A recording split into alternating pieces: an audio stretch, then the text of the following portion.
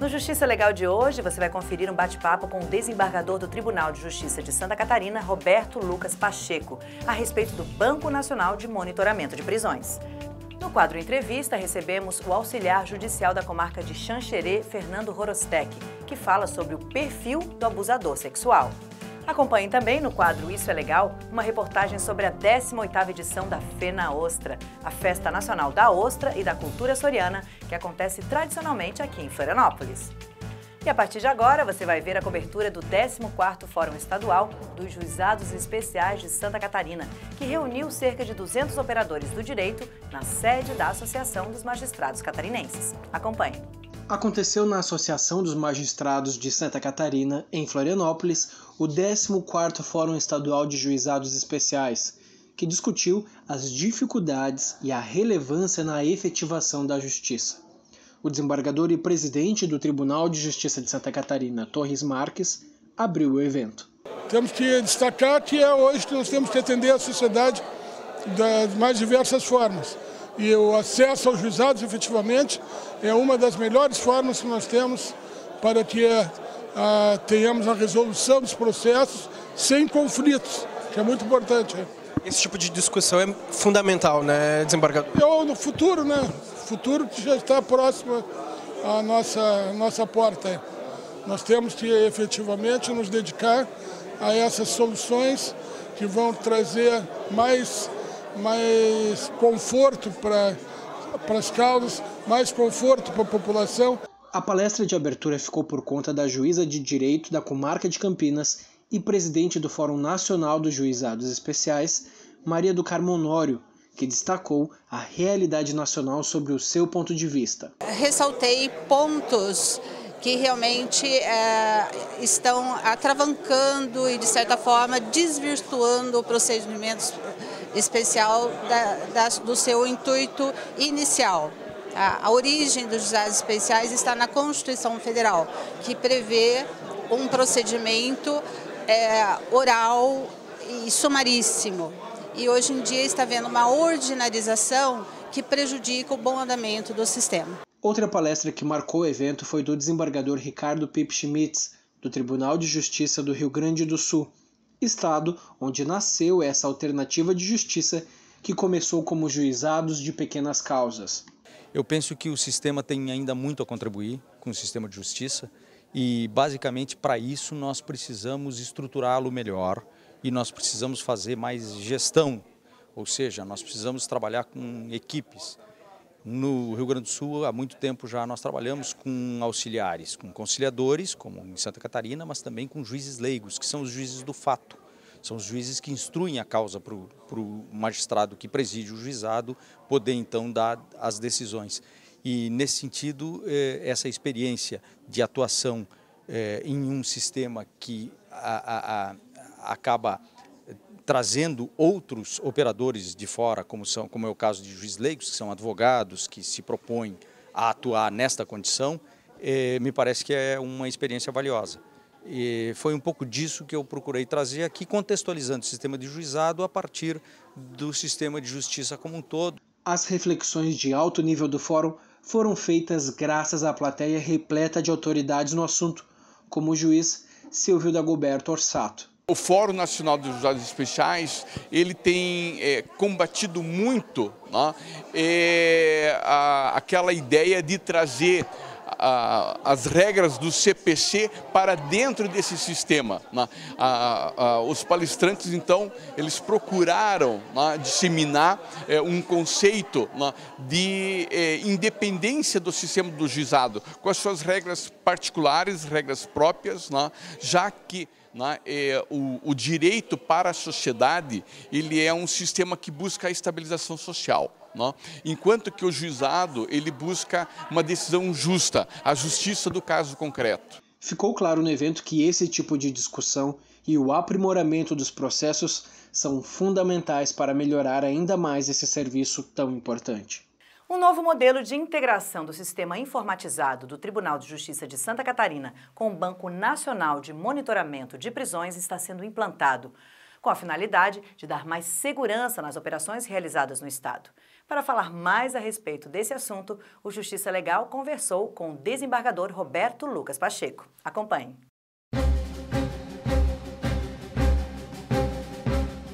Esse Banco Nacional de Monitoramento de Prisões sucede o Banco Nacional de Mandados de Prisão que já existe, onde eram cadastradas todas as prisões emitidas no país.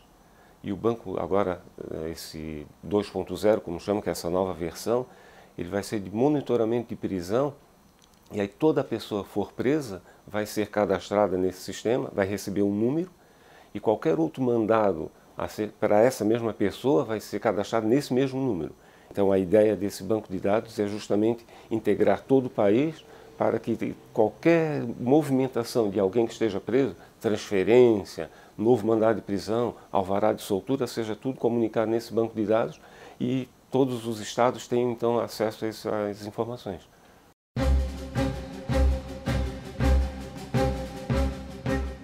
Santa Catarina foi escolhido como piloto em razão do seu sistema informatizado funcionar, e Roraima, como não tem um sistema informatizado, foi também escolhido para fazer esse cadastro. Como é que funciona? Roraima faz o cadastro diretamente no Banco Nacional, né, que foi implantado pelo CNJ, ingressa no sistema e faz diretamente, e Santa Catarina faz por meio do seu sistema informatizado. Então tem que haver a interligação do nosso sistema, no caso o SAGE, com o sistema do CNJ. Inicialmente era Santa Catarina, mas no avançar, nas conversas que foram feitas para poder implementar o sistema, São Paulo acabou ingressando também. Então agora São Paulo e Santa Catarina estão como piloto para a implantação desse sistema.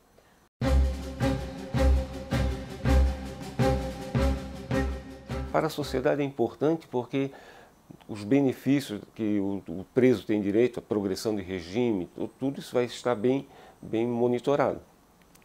Salvo aqueles casos de sigilo que são determinados pela lei ou pelo magistrado em razão de determinadas situações, toda a sociedade vai poder ingressar no sistema e ver a situação. Então ele tem um acompanhamento geral. Por outro lado, a polícia também vai poder ingressar nesse sistema e saber exatamente se existe mandado de prisão numa blitz, por exemplo. Ela vai investigar, opa, pera lá, para essa pessoa aqui existe um mandado de prisão expedido por São Paulo, por Santa Catarina mesmo, ou qualquer outro estado da federação, e já pode determinar o recolhimento da pessoa em razão desse mandado de prisão.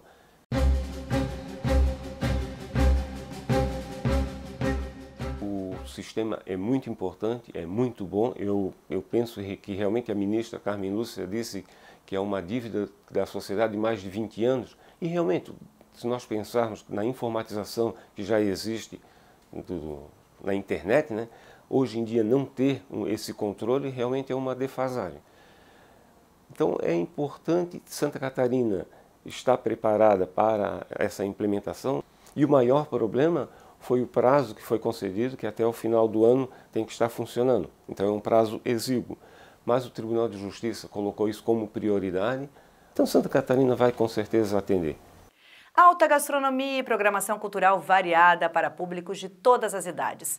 A 18ª Fena Ostra, Festa Nacional da Ostra e da Cultura Soriana, que aconteceu na capital catarinense durante 5 dias, contou com mais de 20.000 pessoas, que puderam saborear diferentes pratos à base de ostras, oferecidos por restaurantes da região.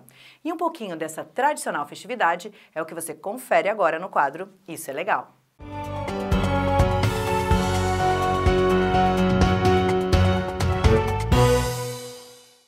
Foram 5 dias de festa e quase 160.000 ostras consumidas no pavilhão instalado no Centro Histórico de Florianópolis. Assim, foi a 18ª edição da Fena Ostra, evento que celebra a iguaria típica da região e a cultura soriana. A gente mudou o conceito da cidade, tirando de um centro de convenções, paredes fechadas, trazendo para o coração da cidade, que é o mercado público Largo da Alfândega, com entrada gratuita. Isso seguramente vai possibilitar que mais pessoas participem dessa festa, naturalmente consumam mais a ostra e, consequentemente, a gente consiga gerar mais desenvolvimento via economia para a cidade. A mudança de local aconteceu por causa da crise econômica, mas a gestão do município defende uma expansão na participação de negócios locais. Ampliando cada vez mais o número de restaurantes, ampliando o número de estandes, com toda a estrutura local de forma. Por isso chamamos a Fena Ostra 100% manezinha. E o senhor gosta de comer ostra como? Olha, a minha ostra é in natura mesmo, mas de qualquer tipo que vier, né, a gente degusta com prazer, afinal de contas é uma iguaria característica na cidade, a maior produtora do Brasil, né, uma referência que faz Florianópolis ter um destaque na gastronomia, na economia e obviamente na valorização do nosso maricultor. Essa é sem dúvida a grande estrela da Fena Ostra, mas eu estou aqui também com outras grandes atrações, a rainha, a primeira princesa e a segunda princesa, de um evento muito importante. Eu imagino que vocês todas devam estar cheias de orgulho de representar um evento tão importante para a cidade como a Fena Ostra, né? Sim, com certeza é uma honra para todas nós representar essa festa maravilhosa, né? Que tem por objetivo divulgar a cultura açoriana, a nossa gastronomia e convidar todo o pessoal para vir prestigiar a gente, né? Prestigiar essa festa maravilhosa. Olha, eu gosto muito de comer ostra com muito queijo. Quero saber de ti, qual é a sua combinação preferida de ostra? Gosto de ostra gratinada. Gratinada? É. E você, qual a sua combinação preferida de ostra? Gratinada.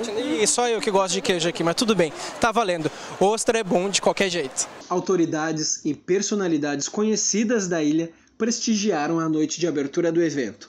É uma festa de tradição, uma festa que já marca a história de Santa Catarina, o calendário de Floripa, e agora traz para o meio da população. Restaurantes tradicionais da cidade participaram do evento montando espaços para vender a grande estrela da festa, a ostra. Eu gosto de participar sempre da cultura da ilha e sempre participar dos eventos que tem para alavancar essa ilha, né, com o turismo. Essa é a minha intenção sempre, há 25 anos já na batalha, na luta. Além da gastronomia, outro setor que é movimentado com a festa é o do artesanato. Dezenas de expositores comercializam produtos e obras de arte que enaltecem a cultura de Florianópolis. A Fena Ostra é um evento aqui em Florianópolis que é mega tradicional, né, e valoriza o artesanato local, sem contar a gastronomia, né, que a ostra é a rainha da festa, na verdade, né, então é uma ótima oportunidade, tanto para o artesanato quanto para a gastronomia. Esse é o segundo ano que a gente está participando aí da Fena Ostra, é um espaço que o artesão tem aí para estar divulgando o seu trabalho e estar fomentando esse comércio hoje que se estende só para as feiras de artesanato da cidade, né? E a gente vem aí tentando expor o nosso trabalho e manter o negócio de pé, né? Além dos que foram para trabalhar, o público, pelo visto, também gostou das mudanças. Eu achei maravilhoso, eu sempre participo da Fena Ostra, eu achei que agora é o momento de a gente interagir, por ser de graça, né? Eu acho que todo mundo pode vir participar, eu estou gostando também por causa das bandas e agora da banda que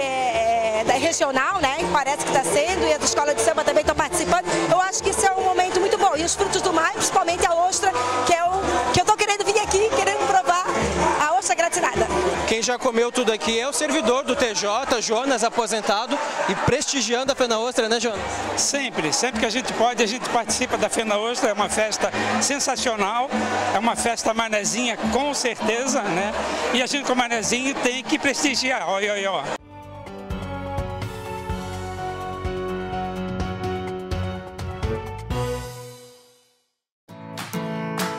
Para estudantes que desejam atuar na própria área de estudos, mesmo antes de formados, uma opção pode ser o estágio.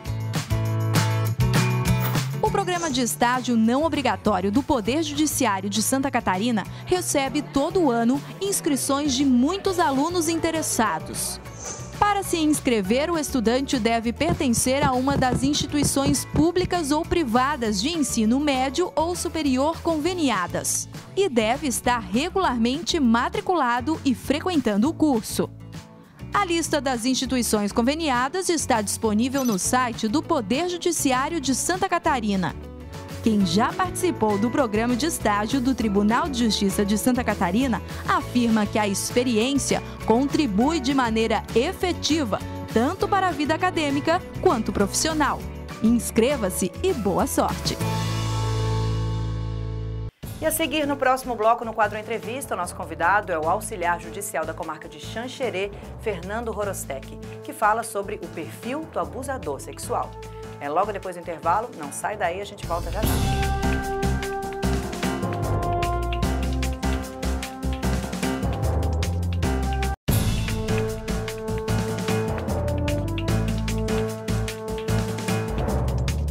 O abuso sexual é a segunda maior causa de violência contra crianças e adolescentes, só perde para agressão física.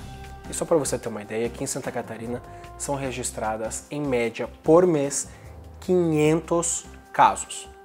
Mas há uma estimativa que isso representa apenas 10% das violências que acontecem realmente, porque muita coisa não é oficializada. E é sobre esse assunto que a gente conversa com o analista jurídico Fernando Horostek.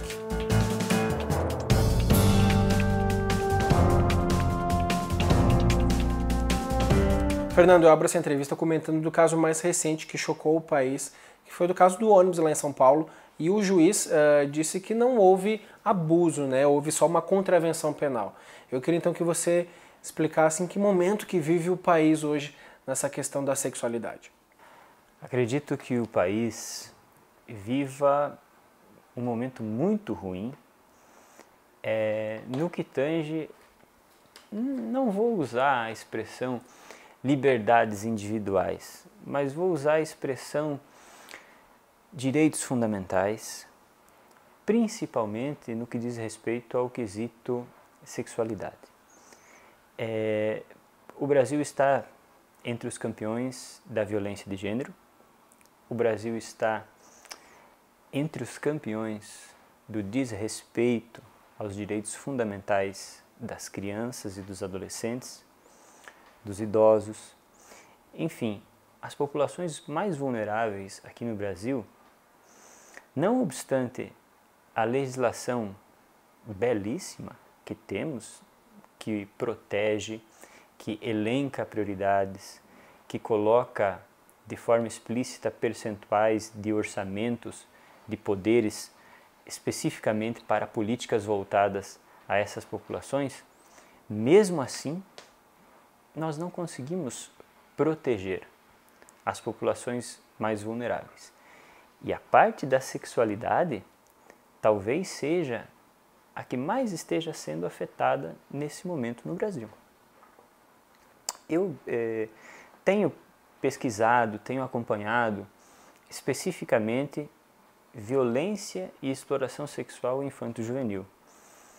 Há mais ou menos uns 5 anos, desenvolvo algumas pesquisas aqui na região, trabalho com a rede de proteção à criança e ao adolescente, coletando dados de vários órgãos, conversando com pessoas, conversando com profissionais que trabalham com as vítimas, um pouco da experiência do meu trabalho dentro do judiciário, primeiro como técnico judiciário, depois como oficial da infância e agora como analista jurídico.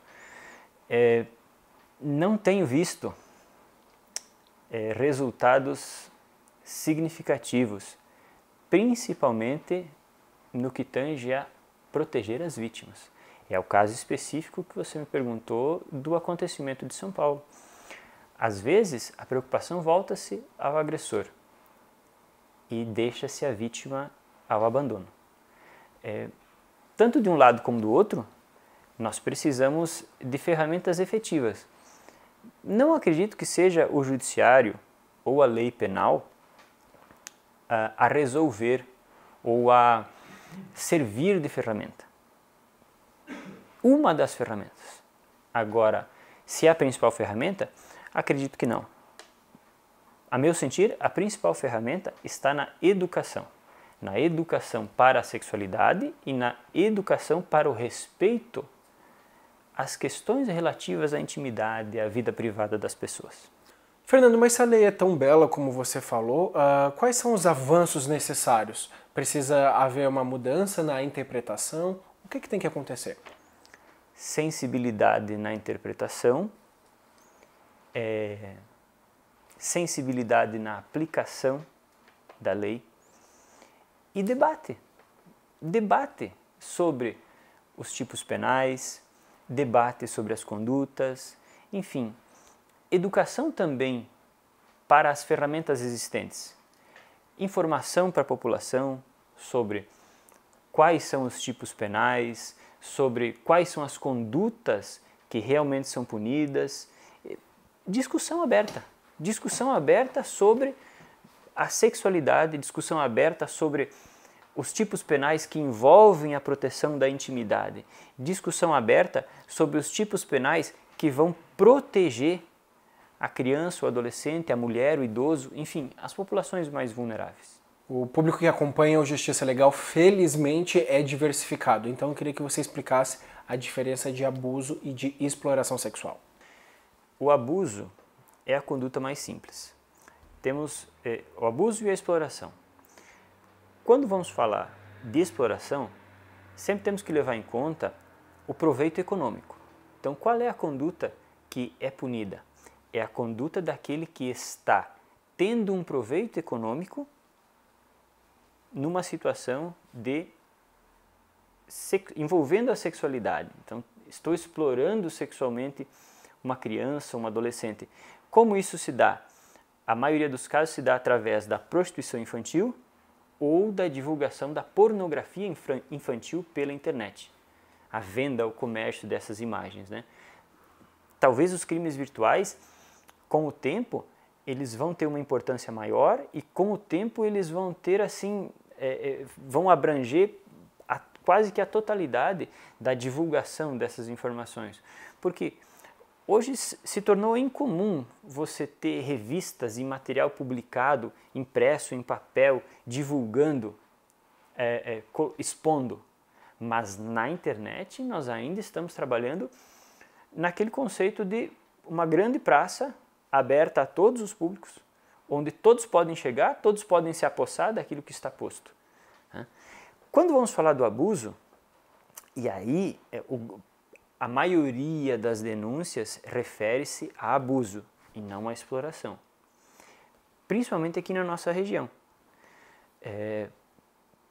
O abuso também eu encaro como uma conduta aberta. Talvez não esteja ainda delimitado o que é abuso, porque o abuso tem que ser sentido do ponto de vista da vítima. Volto àquilo que você me perguntou no início. Como a mulher se sentiu? A desproporção entre o sentimento dela e aquilo que o abusador fez. Aquilo que o abusador fazia, porque aquilo para ele era uma conduta comum. Inclusive se divulgou depois que eram várias condutas. Mas o que a vítima sentiu? Então, o abuso é do ponto de vista da vítima. Às vezes, para mim ou para você, um carinho, um afago, um abraço pode significar, sim, somente um carinho, somente um afago. Mas para aquele que está recebendo, pode ser um abuso. A pessoa que está praticando a conduta ativa, vou falar de novo na parte penal, na parte da lei penal, aquele que pratica a conduta pode estar achando aquilo absolutamente normal. Mas a vítima, quem está sentindo? O que está sentindo? Como está se sentindo? Isso é a grande questão. E é isso que a educação, é isso que o debate, é isso que a conversa aberta vai fazer. Vai fazer com que as pessoas se sintam à vontade para reconhecer, puxa, eu fui abusado, eu fui abusada. É isso que nós temos que levar adiante com essa conversa, com esse debate. Mas por que são registradas tão poucas denúncias assim? As vítimas têm medo ou no caso das crianças elas não entendem que realmente foram vítimas de um abuso? Então, a intimidade da pessoa, a exposição. É extremamente difícil que qualquer ser humano venha a expor a sua sexualidade, das diversas formas.